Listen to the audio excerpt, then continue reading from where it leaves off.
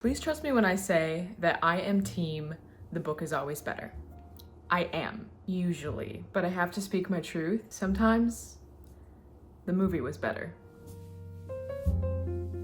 I have been keeping a running list on my letterbox of every single movie that has been based off a book I've read, but I also have a running list of every single movie that was a book adaptation where I think the movie was actually better. Today, I'm just gonna talk about 5 of the worst offenders in my opinion. Some aren't as bad, but let's get into it. The first one I want to talk about, keep it pretty easy. I think it's one where most people actually agree that the movie's better, and that is Practical Magic by Alice Hoffman. This movie is a witchy girl classic, a fall staple. Everything about it is kind of just perfection. The overall atmosphere and everything that goes into it, but specifically Sandra Bullock and Nicole Kidman are just phenomenal in the movie.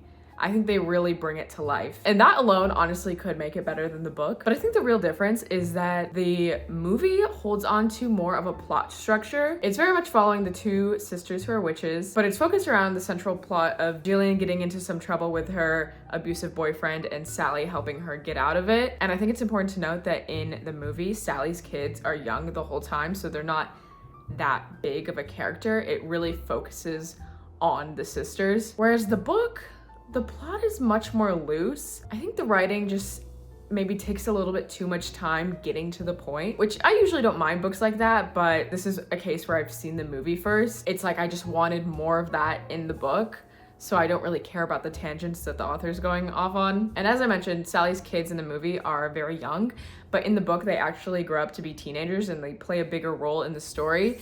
And I found it just distracting from the story. It didn't really seem to serve that much. I think it's handled a little bit better in the movie. And all around, the movie's better. I don't know, I feel like most people agree, but if you don't, please defend your case in the comments. The next one might be controversial, but that would be To All the Boys I've Loved Before by Jenny Han. This is one where I think I only ended up reading the first 2 books. I honestly wasn't really drawn to them that much, and it might be just because I was maybe on the cusp of aging out of YA when I actually read it. I found the movies a lot more appealing for an interesting reason, and I think it's mainly because of the wardrobe. I think the actress who plays Laura Jean, which I'm forgetting her name right now, but I'll put it here. She is just so cute, and this is another case where the actress just really brings the character to life.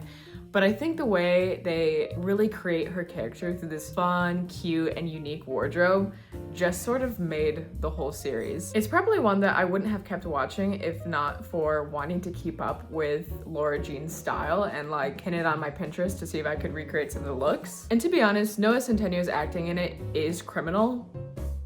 But I think that kind of makes it more fun to watch because it's just like so silly that it's like, what's he doing now?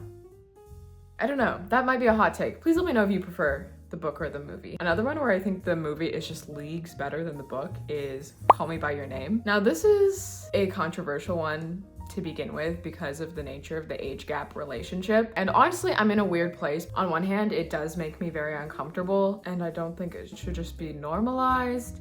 But on the other hand, I did enjoy the movie. But I think what really drew me to the movie overall was the cinematography. It's just like a very gorgeous movie. The way it brings the Italian countryside to life. You just really feel like you're there with them and it just feels like summer. It's a very warm and beautiful movie. Maybe not so much beautiful in the content, but the content is even worse in the book. I think this is because in the book, I can't remember if it's first person in Elio's head, but if it's not first person, it's like very closely in his head. Having to read his thoughts, a little bit uncomfortable. A little bit of a place I didn't want to be. It's so hard to explain without spoiling it, but if you've read the book, then you know the events that occur when they're in Rome, in the bathroom specifically, jail. Jail. The fact that that scene is in the book, immediately the movie's better. Because it's not in the movie. And of course this was kind of Timmy's big debut on the silver screen. So I really enjoyed him in it. I think that is still like to date his best acting role. And I guess the Army Hammer stuff now is also pretty unfortunate. So overall just not really a good movie to promote. So I guess I'm sorry to talk about it. It is definitely a controversial one. But moral of the story, don't waste your time on the book. I feel like I still rated it 4 stars. I think you get more out of the movie.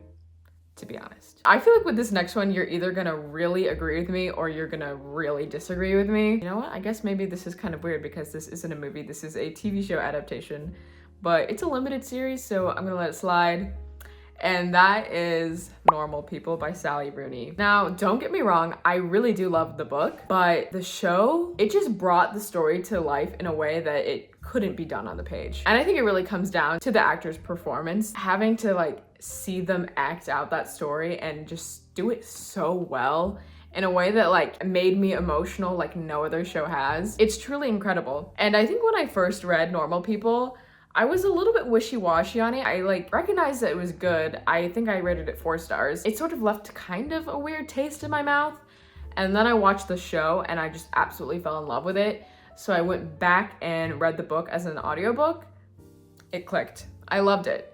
So the fact that the adaptation made the book more enjoyable sort of speaks for itself, to be honest. But yeah, I'm not really sure if that's a hot take, maybe. And the last one I have to talk about is the one that gets me the most fired up because the book is truly horrendous. It is awful. And that is Caging Skies, which is the book that the movie Jojo Rabbit is based off of. Let me say, based very loosely. I watched Jojo Rabbit first and I absolutely loved it. It's a story set during World War II that takes kind of a comedic approach in a way that still is deeply emotional and will wreck you. The book is not a comedy at all. I read it, I think now 4 years ago at this point, and it was my worst book of 2020. I rated it 1 star. I was appalled, honestly. In the movie, Jojo and Elsa are pretty much kids the whole time. I think they're like 10 to 11-ish age range.